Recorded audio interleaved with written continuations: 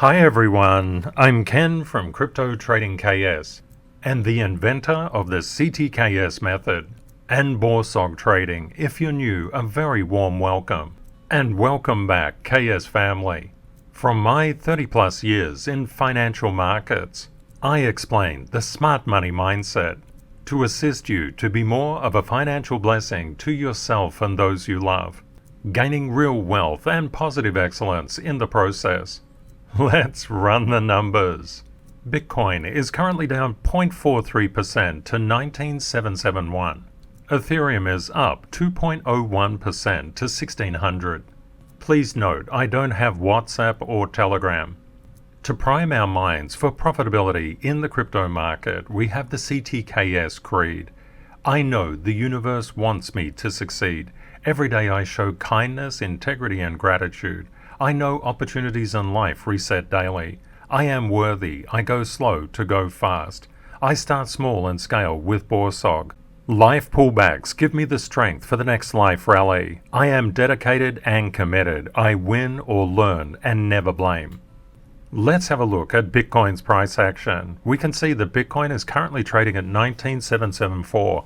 What we've actually observed, Bitcoin has found a level of short-term support along this red line. Now the problem is it's actually rejecting resistance. It's not been able to get above 19,804 just at the present time.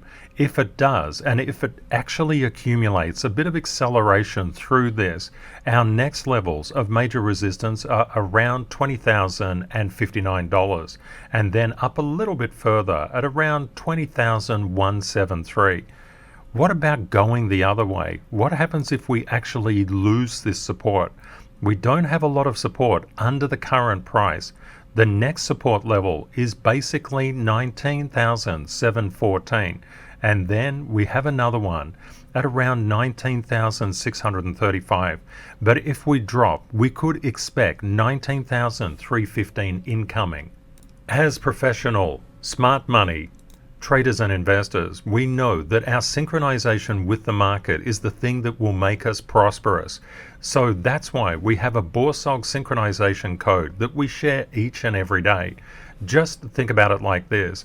Do you think the market will go down? That's a D. Flat? That's an F. Or up? That's a U. And how synchronized are you in with the market? If the market moves against you, what do you think that percentage would be? Or if it goes neutral, or if it goes for you?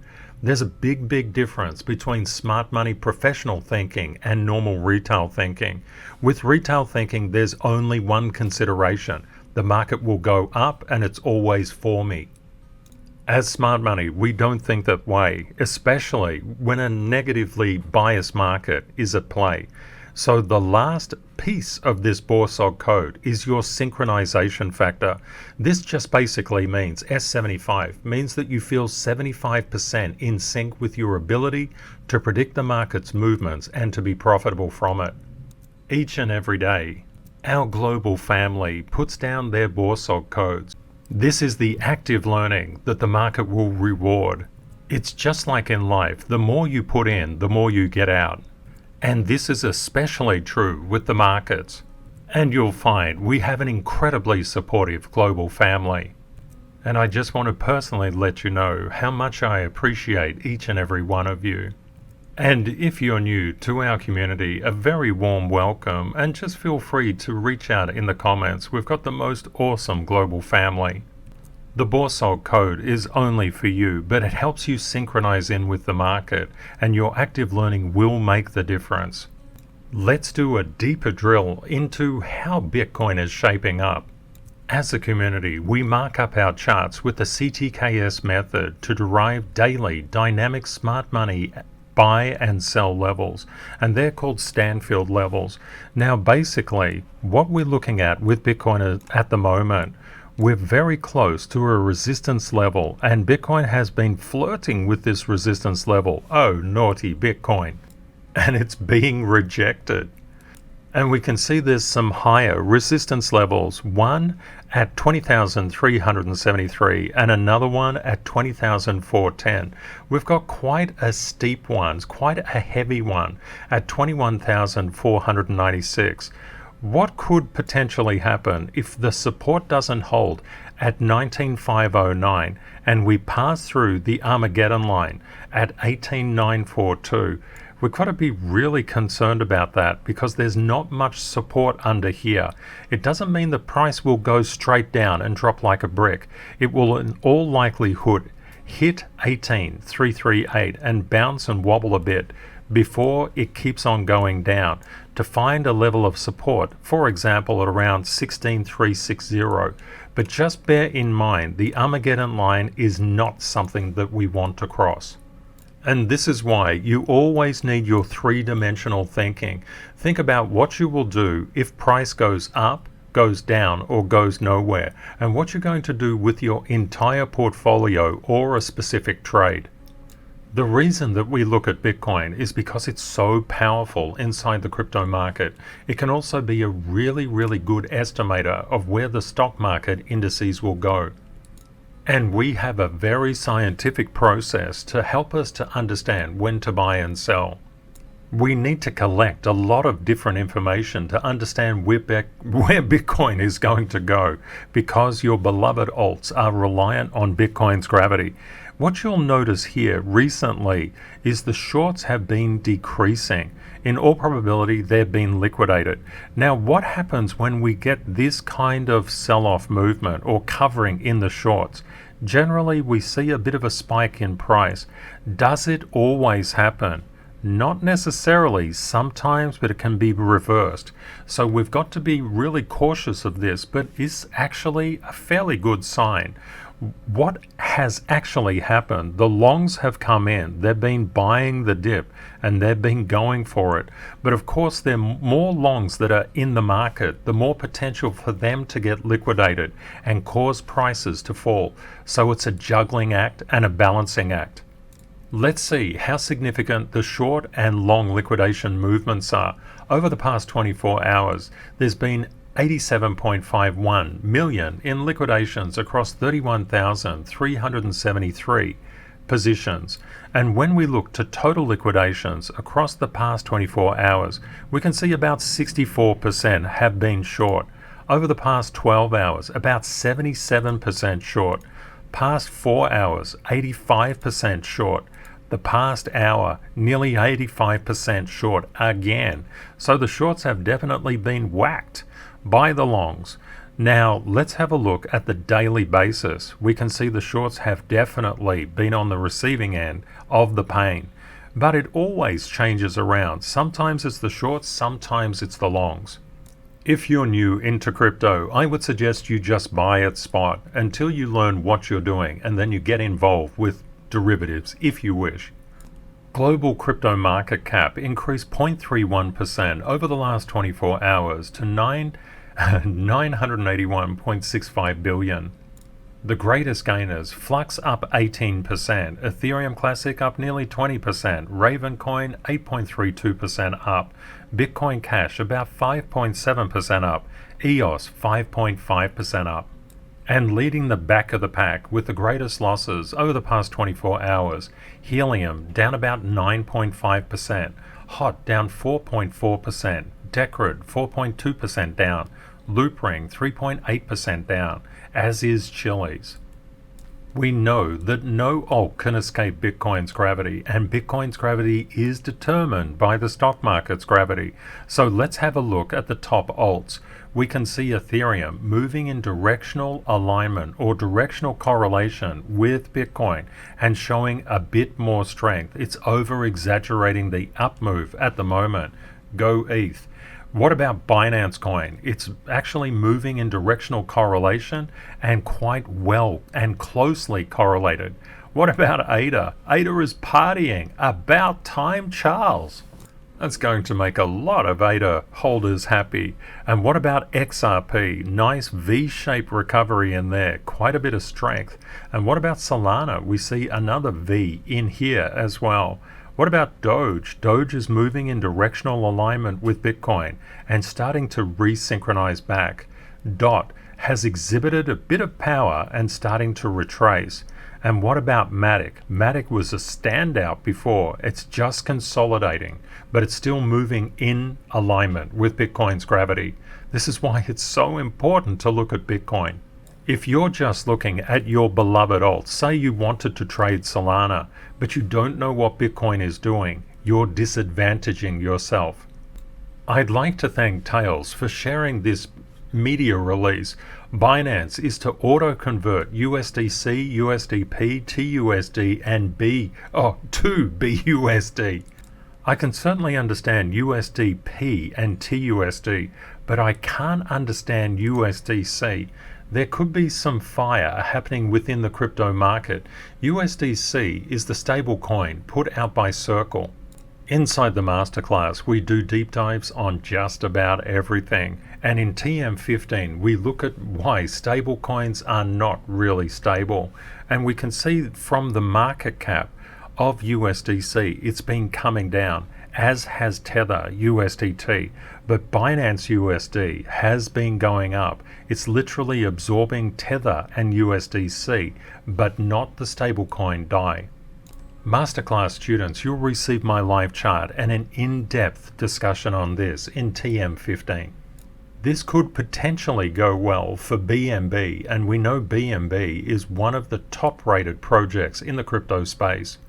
In fact, it's the number 2 alt next to Ethereum.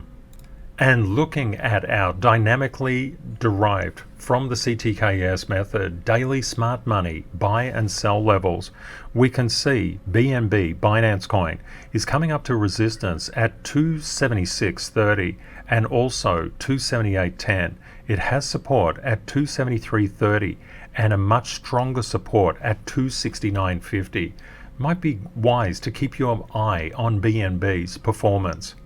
We know that Bitcoin cannot escape the stock market's gravity, and the stock market in the US has been closed over the long weekend, but we can look back in time to the last previous close, and what did we see? We saw the fear gauge, the VIX, of the stock market just collapse down and then rally up. That caused a rally in prices and then a collapse. Looking at the futures of the Nasdaq 100, we're seeing that we're potentially coming into a technical bounce on the Nasdaq. Let's see if that actually plays out. We saw bond prices find a level of support. Bond yields get rejected from resistance. Gold actually came down and found a level of support and then is actually coming up, but it's still under considerable resistance. Just keep this in mind. And we've seen the US dollar currency index, the DXY, just rallying. You'll frequently see when the DXY absolutely takes off, everything absolutely does not go in that direction. It goes in the opposite direction.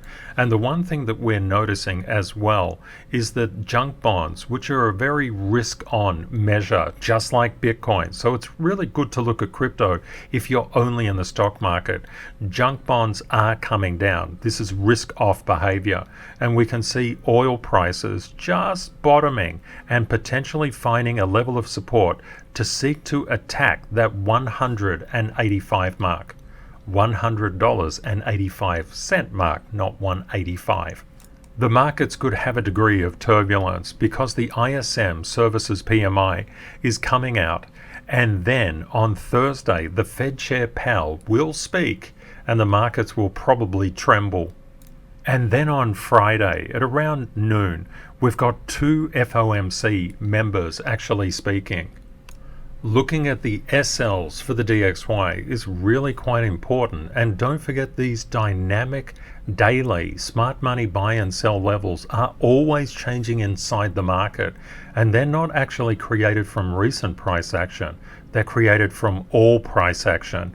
Maybe just to explain, for example, if you were looking at the DXY over this particular period, and you were making decisions based on these particular candles, you would be saying, in effect, if you use these particular levels that stuck out as support and resistance, you would be actually saying the DXY has only been trading, only been recorded price history for 5 days and 9 hours. We know that's not correct. In fact, the DXY has been going a little bit longer than that, many decades longer than that. So when you actually look at Stanfield levels or SLs, you're seeing all of price history get a confluence at a specific level. That's actually what it means. And these levels are derived through the CTKS method, which I teach inside the masterclass. That's a method of technical analysis that I invented. And just keep in mind that these SLs will move every single day. That's why learning the CTKS method is really important to do. And you'll learn all about the CTKS method inside the masterclass. We can see that the DXY has become weaker. It was doing quite well. It got over this particular SL, but now it's underneath it. It doesn't mean that it's all over by any stretch of the imagination. It's just wobbling around this particular SL at the moment, and it does have a lot of support below it. The good thing to keep in mind, when the DXY comes down, it's typically, and it has been associated with upward price momentum in both the stock markets and Bitcoin. And if it drives Bitcoin up, it will drive up your beloved altcoins by much more. Doing the SLs on gold, and what I have here is the S&P 500 index, the Nasdaq index, and Bitcoin as well. And you can see there's a lot of directional correlation between these three quantities and gold at the present time. Gold, because of the dollar coming down, gold is staging a bit of a bounce. Go gold! But it has to contend with the 1729.40 mark, and then when we look up, there's a confluence of problems up around the 1761 level, and then we see a bit of open air up to the 1797 level. As crypto technical analysts, black belts in the CTKS method, we look at all of these factors. Of course, we also look more broadly, and when we look at the MSCI, All Country World Index, ACWI, wow, what a mouthful, we can basically see the prices have lost their support level, come down, starting to curve around, but there's a lot of sellers coming into global indices and forcing them down at the present time. One thing that's very on the mind of everybody throughout the world is, what is the Fed going to do? Is it going to increase the federal funds rate by 50 basis points? There's about a 40% probability of that, or 75 basis points. There's a 60% probability of that currently. And the next FOMC meeting is in about 16 days. The market is widely pricing in a 50 basis point increase. The probability is they'll get a 75 one. But remember, we're still a way away, a couple of weeks away from that FOMC rate hike. And the rate hike probability is 100% for a hike, 0% for ease, and 0% for no change. If somehow we get a 100 basis point increase on the table, and it could happen, that will absolutely panic markets. So we need to be very cautious. And the markets are reacting to this. If we look at the S&P 500 since 1966 and the 9 sell-offs and recoveries and map them all over existing price, we get this particular chart pattern. And what we're seeing is there's a lot of negative bias, negative momentum inside the market right now. But that doesn't mean the market can't recover and go to higher highs. These are 9 possibilities in terms of potential price action. We could see, for example, the market start to turn around and go higher. We could get a climactic sell-off and the market go lower. But to get something like this, we would have to have some very pivotal GFC type momentum. And you can see many of these particular sell-offs and recoveries came down and then went up. So just remain neutral at the moment. Just understand we're in a period of flux because we have midterm elections. And Taiwan and China are still on the cards. That could pull a lot of countries into a very big dispute. Every day I monitor the Taiwan Straits to see if the fishing, cargo vessels and all the sea traffic clears out of this area. So far it's been okay. I also look at data from a wide variety of sources. Marine traffic is quite good, and it gives you a very good indication of what the current cargo traffic is and boat and sea traffic is. And every day I also check the airways to see if they're getting cleared out, but they're not. I also check for military action along the Taiwan Straits or incursions into Taiwan. So you can see we don't just mark up our charts with the CTKS method, we look beyond the crypto market because you really have to. We're just like financial detectives. We collect a lot of probabilities before we look back into the crypto market, finding the market's focus. But one thing that we do before we buy or sell, we have and embrace positive excellence. Why is that? Because if we don't master emotional control, our emotions will destroy our trading and investment portfolios. It's incredibly important to control emotional state. How do you actually do that? Well, the first thing is to understand when we focus on positive excellence, we can build right now sustainable fulfillment, meaning happiness and success. It's about being the best version of yourself each and every day. Yesterday, we talked about empathy inside the community, and there's so many great comments about it. Jay said, empathy is essential to relating to people, putting yourselves in their shoes, making an attempt to feel what they are feeling. That creates a real connection and a completely genuine one with other people. It's also recognizing that the person that you're talking to has struggles, difficulties, and suffering in their lives, just like you do. And that can bring us to the same level where we can truly see the other person. It's really good, Jay. And the concept with empathy, many times we need empathy when we need it. And when do we need it? First of all, in any conflict situation. For example, if something doesn't go the way that you want it to go, having empathy for the other person can be a really good thing. Because instead of fighting with that person, you can seek to understand. And as J-Link said, without empathy, there cannot be kindness. LGRC1 said, if we don't develop kindness to ourselves, we can't have empathy to others and be kind to them. I can hear many people say, especially if they're new to the community, what's all this kindness stuff about? Hey, I just want to make money.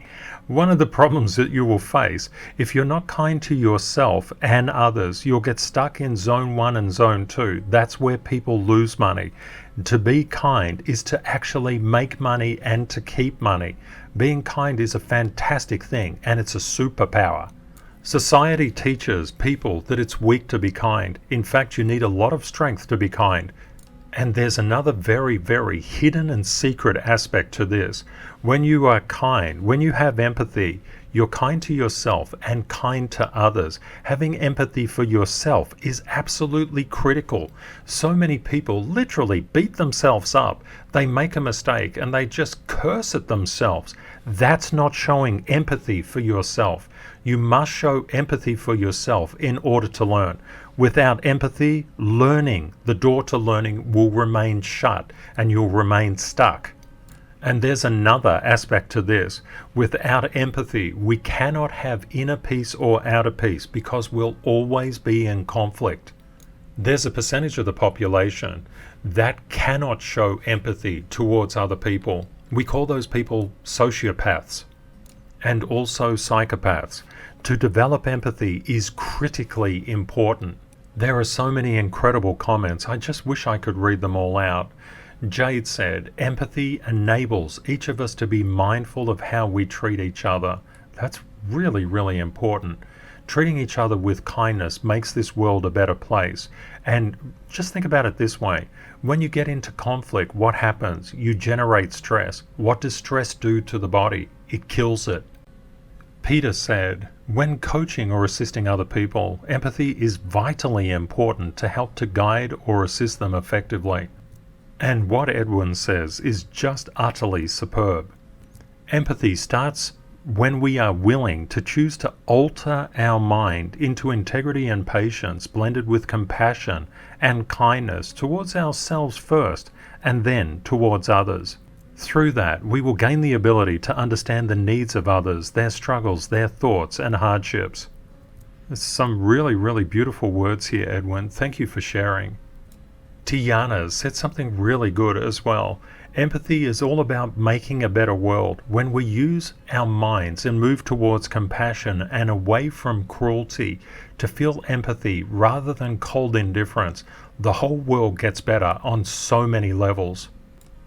I liked a lot of things in John's comments on empathy, but one in particular: we are all worthy and capable of kindness and inner and outer peace. This is really important. When we talk about empathy, we can say that person has a lot of empathy, or we can say that other person, they have no empathy. They only think about themselves. All the best managers, all the best bosses, all the best executives are very, very high in emotional intelligence, and empathy is a critical foundation of that. Why is that? Because they actually manage hundreds or even thousands of staff, and they always have to deal with problems. That is the job of a senior executive. One problem after another, after another, after another. It never stops. There are many senior executives with absolutely no emotional integrity whatsoever, and they wield a very heavy hand when a light touch is all that's required. When that happens, they alienate their staff. And of course, those staff, those good staff members, end up leaving. I'm not sure how you would do it, but if you ever have a boss who doesn't show empathy, say you need empathy training, but say it empathetic. If you have children, I believe that if you can teach them about empathy and kindness, that's a very, very important thing. But always make sure that your children always have courage and strength as well to defend themselves. This world can be pretty tough, but empathy and kindness should be the first things that people turn to, and anything else should be secondary. I think a fantastic thing to talk about, and Edwin actually alluded to it, is purpose. What do you feel your purpose is in life? Please let me know in the comments.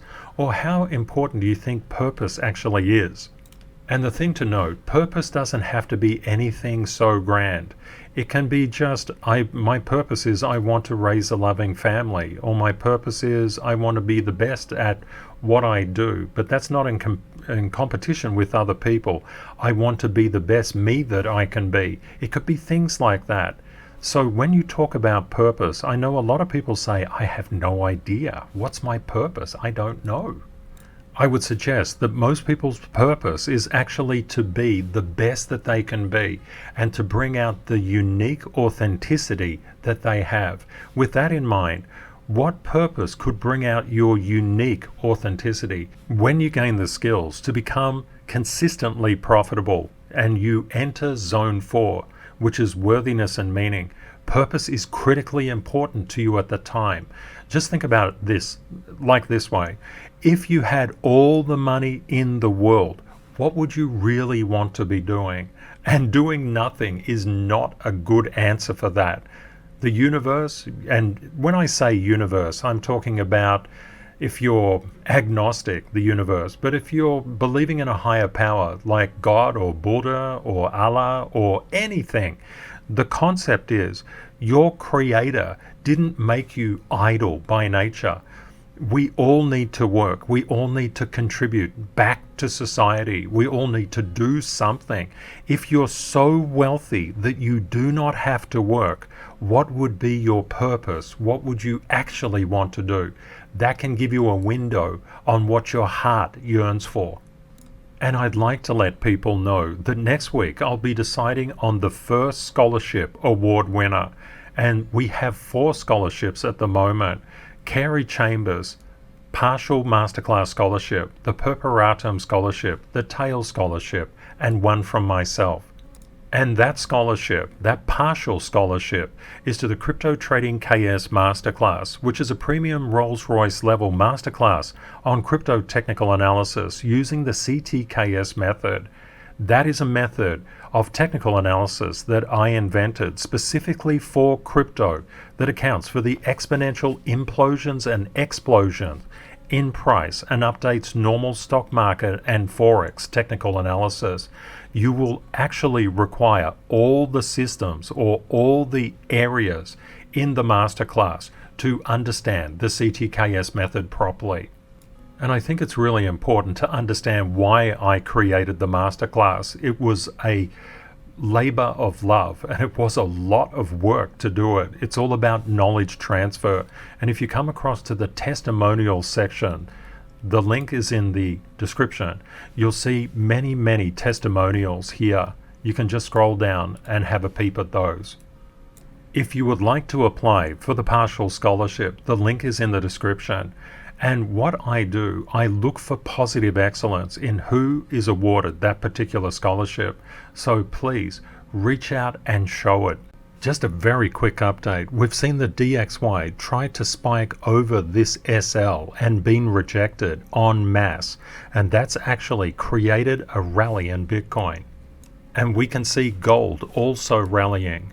Bitcoin is approaching the key resistance of 19,980.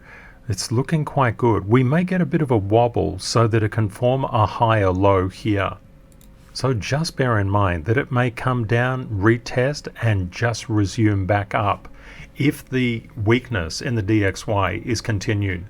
If the institutions step in, we could see an institutional wick, which could take it up to the 20,373 level. Always be aware of your downside too. Just think, if we break below this particular support, have your ANF strategy. And that particular support, just if you're listening, is 19,698. Please remember, crypto is volatile. Always prepare yourself for the best and worst case scenarios. Reality will likely be between them. Stay safe out there, my friends. Take care and see you next time. Bye for now.